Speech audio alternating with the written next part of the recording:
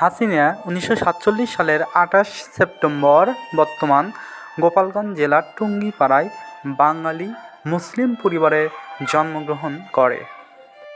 তার পিতা ছিলেন শেখ মুজিবুর রহমান এবং মাতা শেখ ফজিলাতুন্নেছা। তিনি 5 ভাইবোনের মধ্যে সবচেয়ে বড়। পিতা ও মাতা উভয় দিক থেকেই তিনি ইরাকি আরব বংশীয়। তার বংশ ছিল বাগদাদের মুসলিম ধর্ম প্রচারক শেখ আব্দুল আওয়াল দারবিশের সরাসরি বংশধর, যিনি মুঘল যুগের শেষভাগে বাংলায় এসেছিলেন।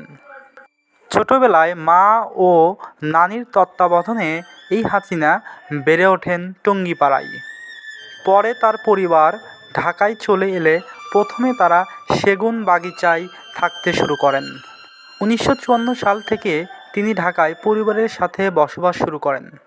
শেখ হাসিনার শিক্ষা জীবন শুরু হয় 1956 সালে ঢাকায় টিকাটুলির নারী শিক্ষা মন্দির বালিকা বিদ্যালয়ে ভর্তি হওয়ার মাধ্যমে। 1968 সালে তিনি এম অজিত মিয়াকে বিবাহ করেন, যিনি ছিলেন ডারহাম থেকে পদার্থবিজ্ঞানে ডক্টরেট এবং বাঙালি পরমাণু বিজ্ঞানী। হাসিনার শিক্ষাজীবন শেষ হয় 1973 সালে ঢাকা বিশ্ববিদ্যালয়ের বাংলা সাহিত্যে স্নাতক নেওয়ার মাধ্যমে।